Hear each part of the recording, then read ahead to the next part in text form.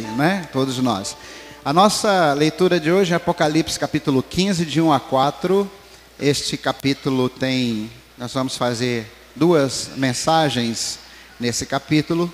É um capítulo que faz parelha com o capítulo 16 e nos prepara para uma nova série de 7 do Apocalipse, 7 taças. E nós vamos fazer essa leitura cantando-a, né?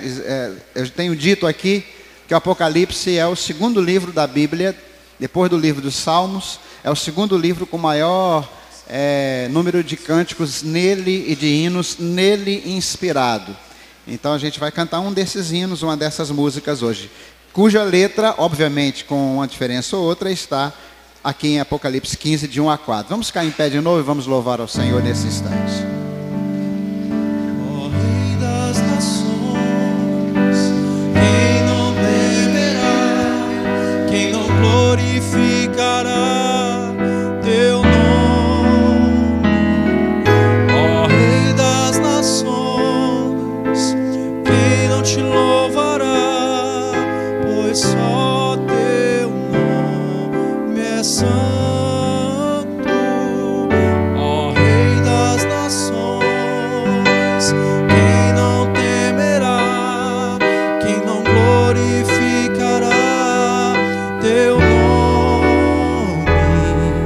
Ó Rei das nações, quem não te louvará, pois só teu nome é santo.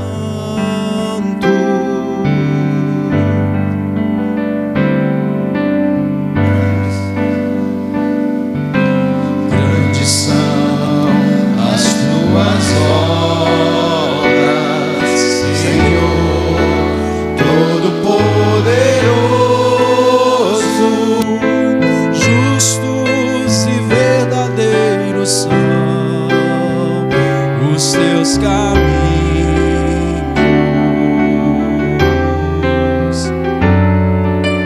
Todas as nações virão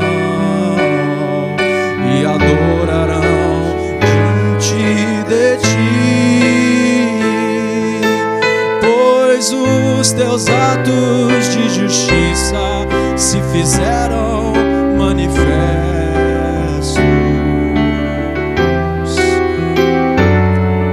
Ó Rei das nações, quem não temerá, quem não glorificará teu nome? Ó Rei das nações, quem não te louvará, pois só teu nome é santo. Ó Rei das nações, quem não temerá, quem não glorificará teu nome? Ó Rei das nações, quem não te louvará, pois só teu nome é santo. Acharam aí no texto? E veio outro grande e admirável sinal no céu: 7 anjos que tinham as 7 últimas pragas, porque nelas é consumada a ira de Deus. E vi um como um mar de vidro misturado com fogo, e também os que saíram vitoriosos da besta e da sua imagem e do seu sinal e do número do seu nome, que estavam junto do mar de vidro, e tinham as harpas de Deus, e cantavam o cântico de Moisés, servo de Deus, e o cântico do Cordeiro, dizendo: grandes e maravilhosas são as tuas obras, Senhor Deus Todo-Poderoso. Justos e verdadeiros são os teus caminhos, ó Rei. Como é que está aí, Rei do quê? Rei, graças a Deus. Quem não te temerá, ó Senhor? E quem não magnificará o teu nome? Porque só tu és santo. Por isso todas as nações virão e se prostrarão diante de ti, porque os teus juízos são perfeitos, são manifestos. são justos. Quem crê nisso, diga amém. Pode assentar-se no seu lugar.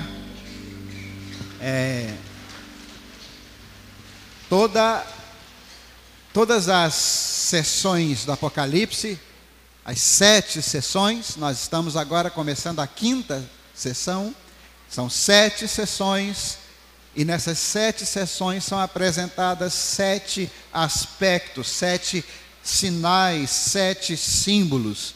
Então nós temos de 1 a 3 os 7 candeeiros, que são as igrejas. De 4 a 7 nós temos a abertura dos 7 selos. Nos capítulos de 8 a 11 nós temos as 7 trombetas. Nos capítulos 12 a 14 nós vemos o conflito do dragão e da besta, dos inimigos da igreja, e as 7 palavras aos vencedores. E agora, capítulo 15 e 16, os capítulos 15 e 16, surge uma pergunta que será respondida quando nós estudarmos especialmente o capítulo 16, mas para isso nós precisamos entender o que o 15 quer nos preparar. A pergunta é o seguinte: o que acontece aos homens que permanecem, homens e mulheres que permanecem na dureza dos seus corações e não se arrependem? Permitirá Deus que esses homens e mulheres permaneçam impunes? O que acontece quando os homens endurecem o seu coração? O capítulo 15 nos prepara para essa resposta com uma narrativa que expressa primeiro quem é o juiz, através de um cântico. A versão que nós cantamos agora, me parece, é de Asaf Borba, não tenho certeza, os irmãos músicos depois podem consultar aí para nos ajudar, mas me parece que sim. E num segundo momento, as orientações a respeito dos preparativos para essa resposta final de Deus, sobre o que acontece com os homens que continuam na dureza do seu coração. Portanto, a nossa oração, nós trabalhamos na semana passada os 5 avisos, não é? Que foram antecedidos pela palavra aos vencedores, e ali nós frisamos que permanecer na dureza do coração é algo terrível, que pode trazer e trará terríveis consequências. Portanto, a oração que devemos fazer cada dia é: Senhor, não permite que o meu coração seja endurecido. Quebranta-me, Senhor, porque o que está reservado aos homens e mulheres cujos corações permanecerem endurecidos quando forem se encontrar com Jesus, seja pela sua morte, seja pela volta do Senhor, será realmente algo assustador. Portanto, é melhor se quebrantar agora. Foi assim que Jesus falou para o apóstolo Paulo, né? Jesus falou para Paulo, para Saulo ainda, no caminho de Damasco, dizendo: Saulo, Saulo, dura coisa é para ti recalcitrar contra os aguilhões. O que é recalcitrar? Alguém lembra? O que significa recalcitrar? Teimar, dar murro em ponta de faca, resistir ao que é irresistível.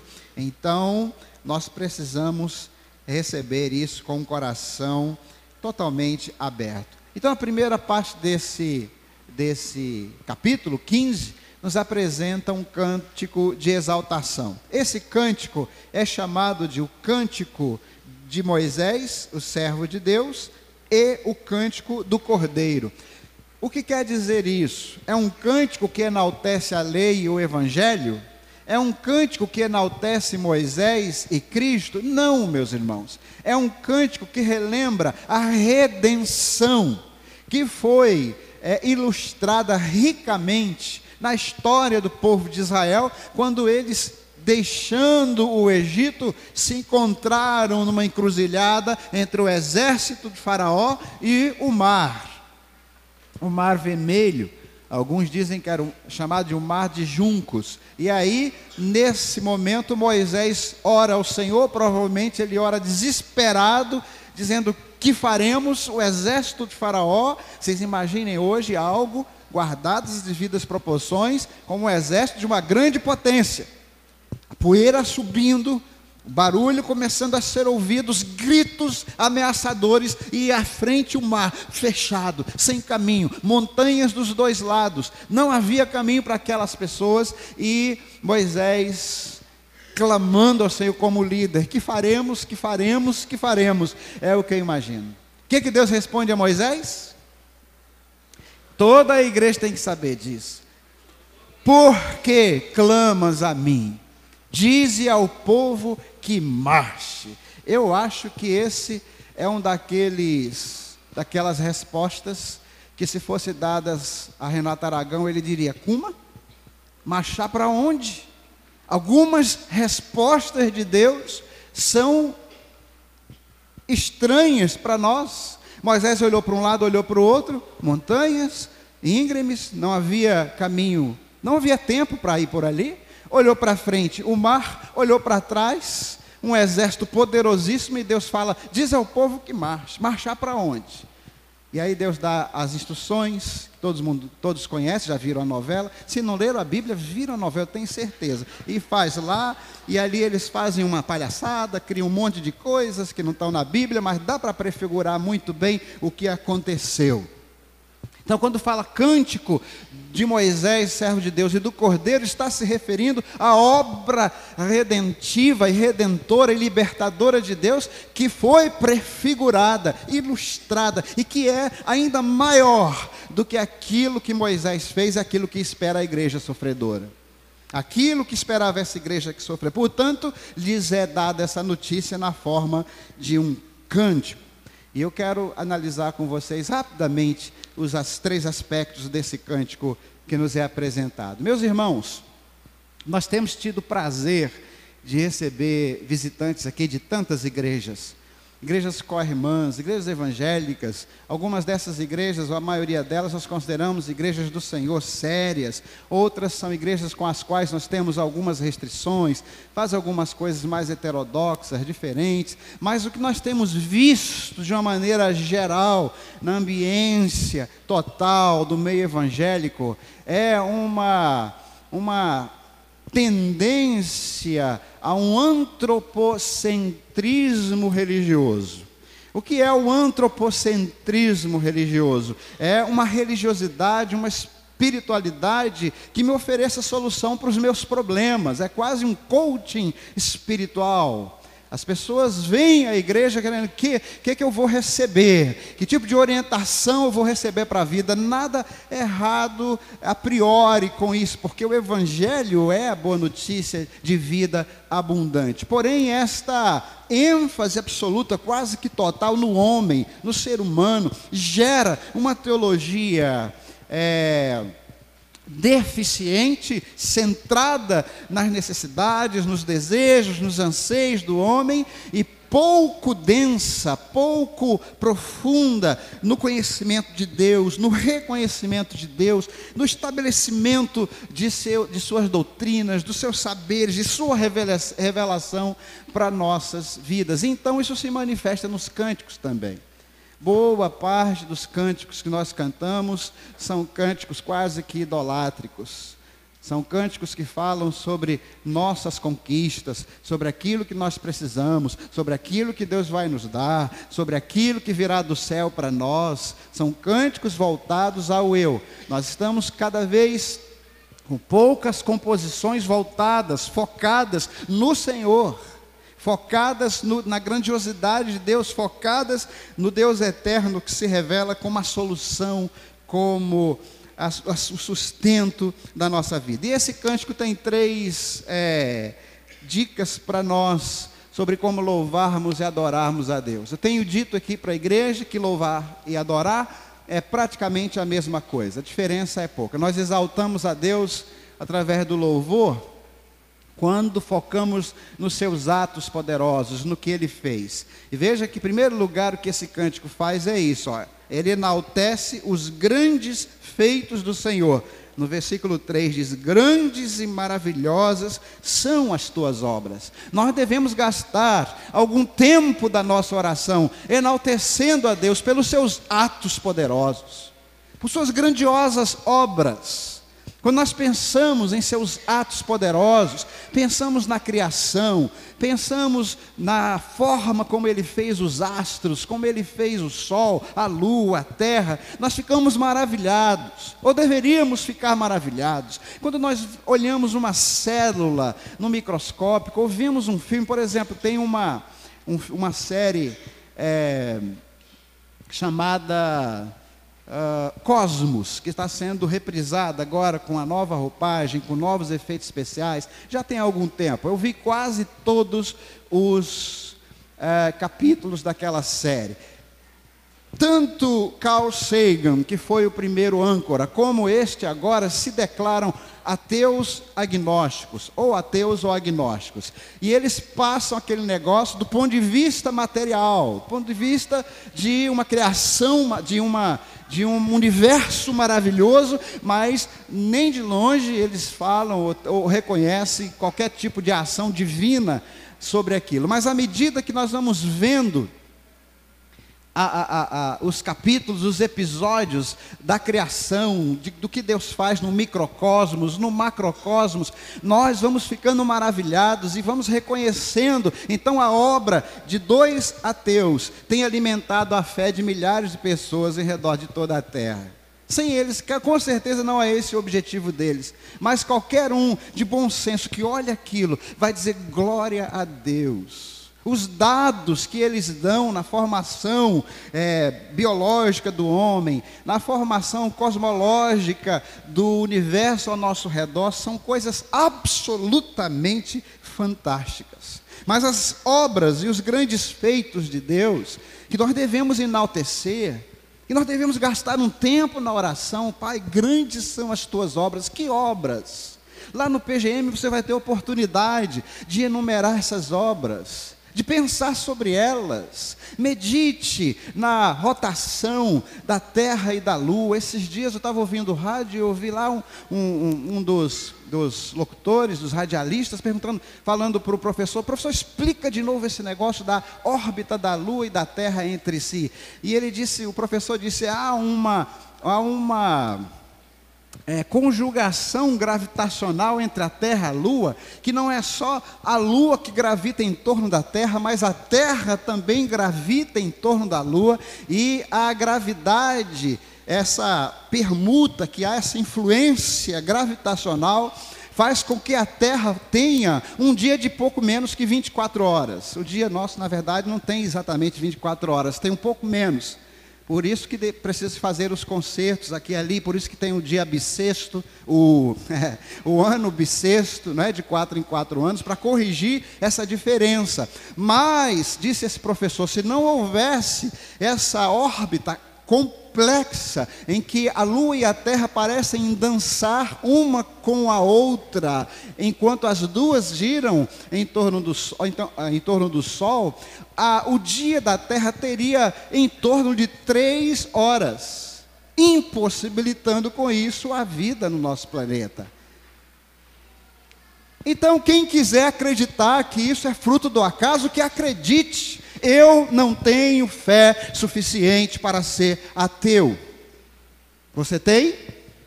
Eu não sei se eu dou meus parabéns ou meus pêsames. Eu não tenho fé. É preciso ter muita fé. Aliás, estamos montando uma livraria. Brevemente teremos uma livraria da nossa igreja e nós vamos veicular, oportunizar esses livros para os irmãos, livros como esse. Aguardem e orem sobre isso. Se vocês quiserem que aconteça logo, pressionem o Vulmar, que faz mais de ano que a gente conversou sobre isso. E ontem a gente relembrou essa conversa e ficamos acordados que a coisa vai acontecer. Vamos fazer uma lista de livros muito bons para a nossa edificação, para o nosso conhecimento, para que a gente possa responder com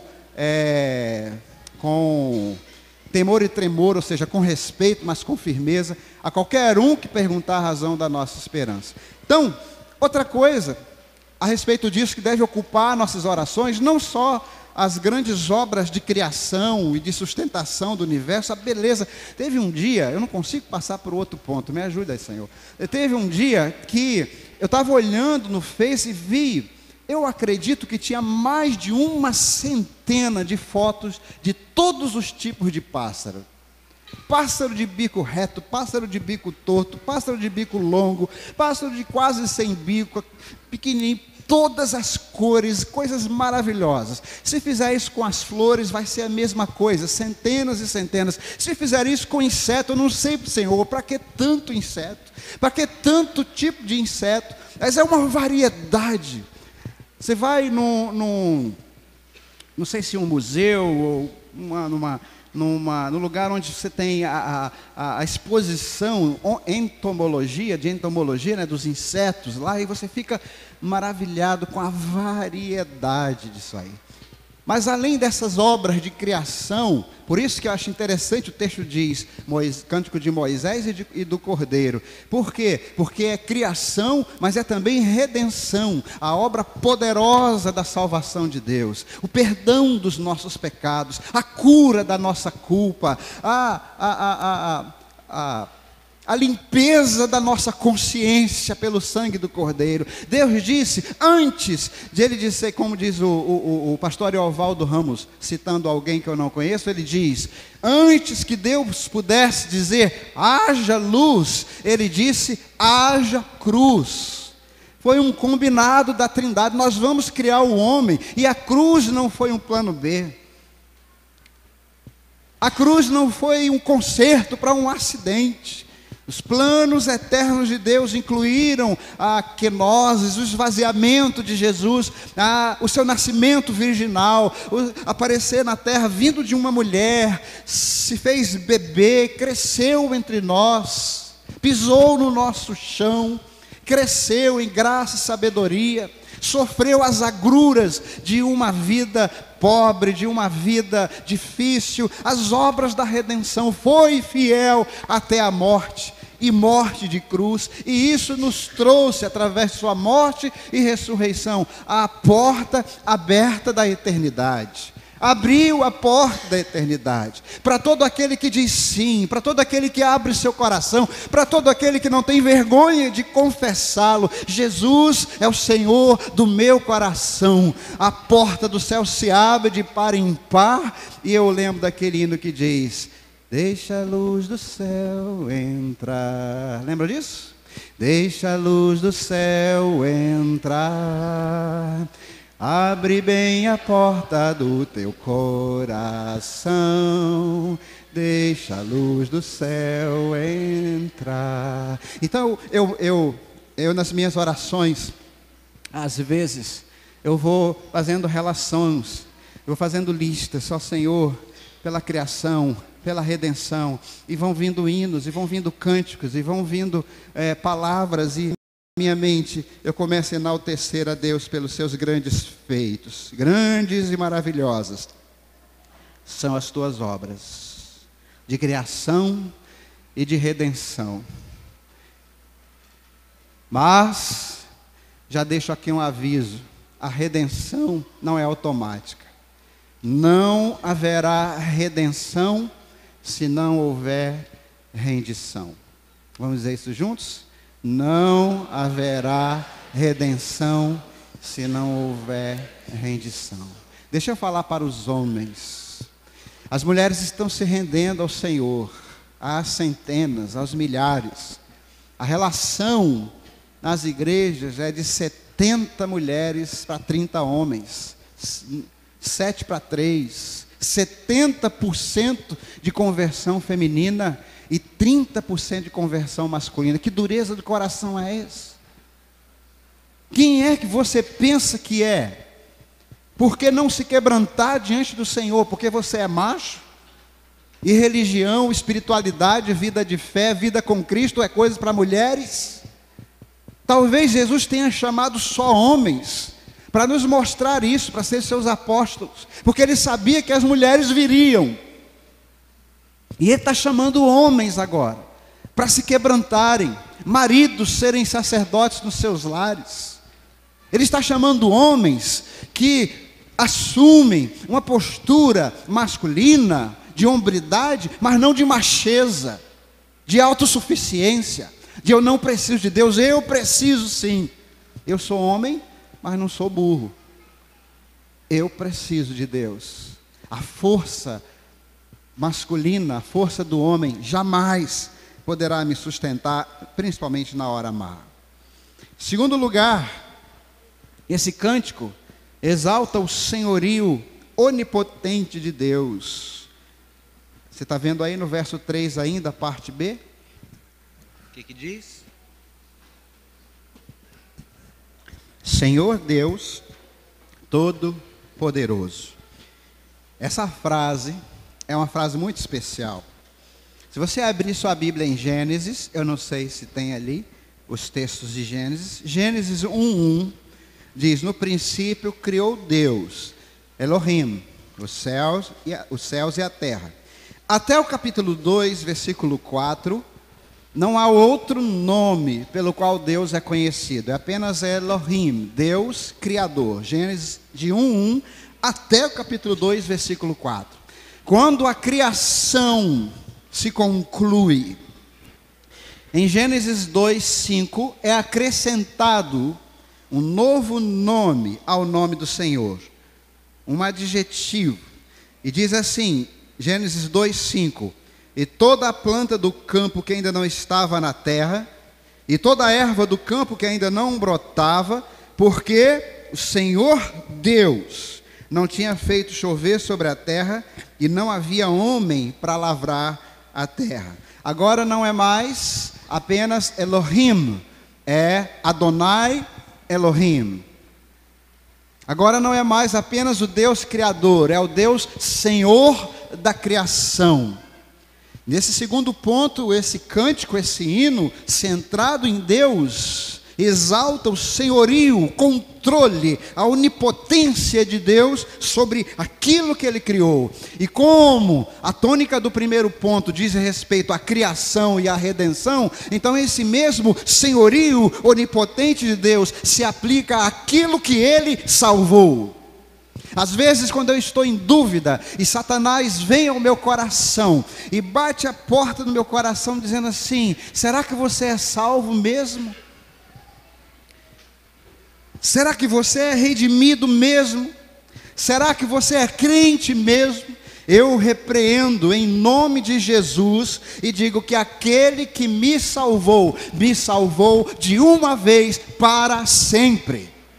E você precisa entender que quando Deus nos salva, Ele nos sela, e essa selagem e essa marca de Deus está sendo feita, ou foi feita, desde a eternidade no seu trono. E o mesmo Deus que é capaz de sustentar tudo que Ele criou, também é capaz de sustentar todos que Ele salvou, e todos que Ele vai salvar. Sabe, quando Deus me mostra isso, quando isso fica claro para mim, que eu olho para o pecado, menos vontade de pecar eu tenho.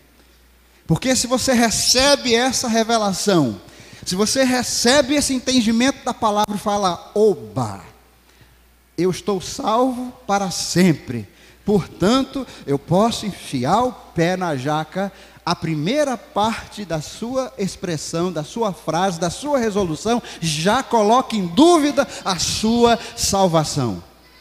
Porque aquele que é salvo, aquele que recebe a redenção, recebe também em seu coração o desejo de ser santo. A vontade imensa de fugir de tudo aquilo que desagrada a Deus. Deus coloca em nós, não que nós não pequemos, a Bíblia diz mesmo: aquele que diz que não peca é mentiroso e faz de Deus mentiroso. Mas se nós pecarmos, temos um advogado do céu. E se confessarmos os nossos pecados, Ele é fiel e justo para nos perdoar os pecados e nos purificar de toda injustiça. Isso é maravilhoso, mas isso não deve dar liberdade do seu coração para pecar. Pelo contrário, por que nós fugimos do que é pecado? Não é mais com medo de castigo. Isso já foi tempo, isso é da lei antiga, isso é do Antigo Testamento. Eu não peco porque se eu pecar eu vou ser castigado. Não, o crente ele se entristece e ele se desespera quando peca, porque ele sabe já a quem ele está ferindo. Estou vendo tanto uma movimentação hoje, será que nós podemos nos acalmar um pouquinho mais? Obrigado. Nós sabemos. Desde Davi, isso eu estou falando que no Antigo Testamento não tinha manifestações disso, porque tem. Quando Davi vai confessar o seu pecado, ele começa, e eu já me quebrantei muitas vezes diante desse versículo, quando ele diz: contra ti somente pequei. Ele não está dizendo que só pecou, ele está falando que o seu pecado foi contra Deus. Todo pecado é contra Deus, é uma quebra de um princípio do Senhor, um princípio de vida. E quando nós nos tornamos crentes, já não é mais o medo do castigo. Sabemos que os pecados trazem consequências, mas já não é mais o medo do castigo que nos traz o desejo de ficar longe do pecado. É o medo de ferir o coração do Espírito Santo. É o desejo de ser motivo de alegria para Deus. Lá em Tessalonicenses tem um versículo que diz assim: não entristeçais o Espírito Santo de Deus. Ele se entristece, não porque seja uma infelicidade dele, mas porque ele sabe que ao pecarmos, estamos fazendo uma semeadura ruim. Ao pecarmos, seja por adultério, por lascívia, por roubo, por difamação, por fofoca, por qualquer outro pecado que a Bíblia relaciona tantos, nós estamos fazendo uma semeadura de erva daninha para a nossa própria vida. E isso entristece o pai, como qualquer pai se entristeceria. Terceiro lugar, esse cântico exalta e ressalta as razões pelas quais os homens, ou você e eu, deveríamos temer e adorar ao Senhor. Verso 4. Quem não te temerá?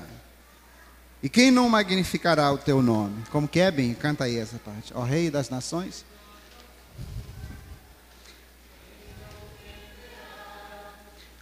Glorificará teu nome, ó Rei das Nações. Pois só teu nome é santo. Aleluia. Por só tu és santo. Por isso todas as nações virão, verso 4, e se prostrarão diante de ti, porque os teus juízos são claros, são manifestos. Há duas razões que são colocadas aqui para nós temermos e adorarmos ao Senhor.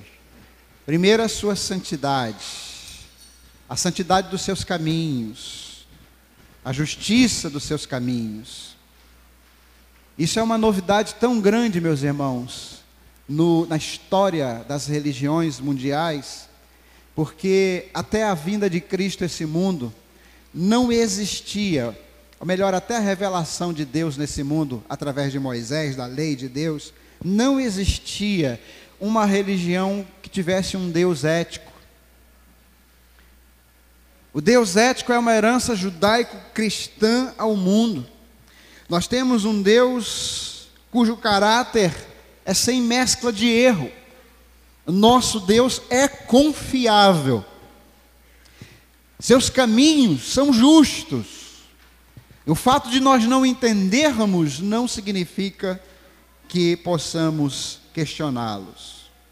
Isaías 55, 9, depois você pode olhar esse versículo, diz assim: porque assim como os céus são mais altos que a terra, assim são os meus caminhos mais altos que os vossos caminhos, e os meus pensamentos mais altos que os vossos pensamentos.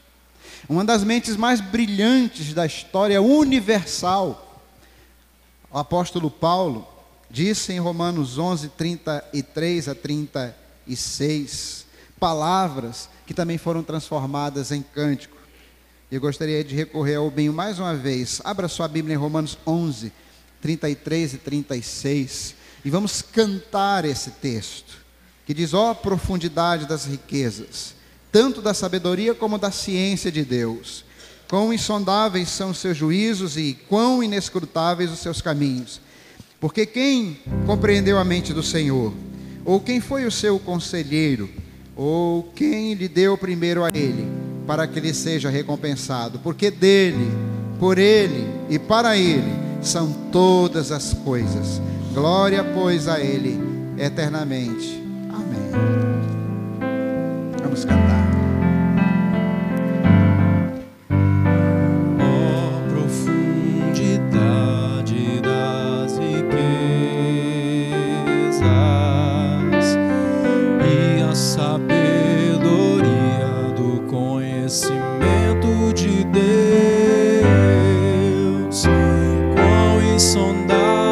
Seus juízos inescrutáveis, seus caminhos. Quem conheceu a mente do nosso Senhor? Quem primeiro deu a Ele, depois recebeu. Porque dele, por Ele, pra Ele são todas as coisas.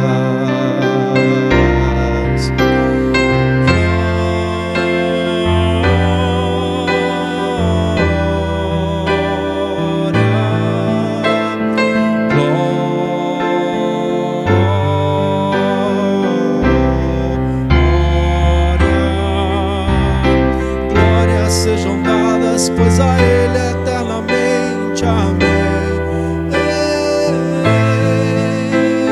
Glórias sejam dadas, pois a Ele eternamente. Amém.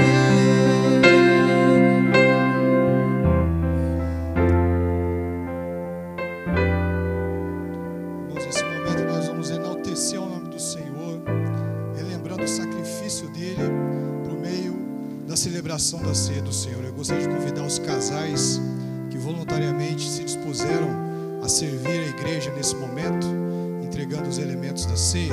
Convido os irmãos a estarem aqui à frente, para que possamos distribuir a toda a igreja.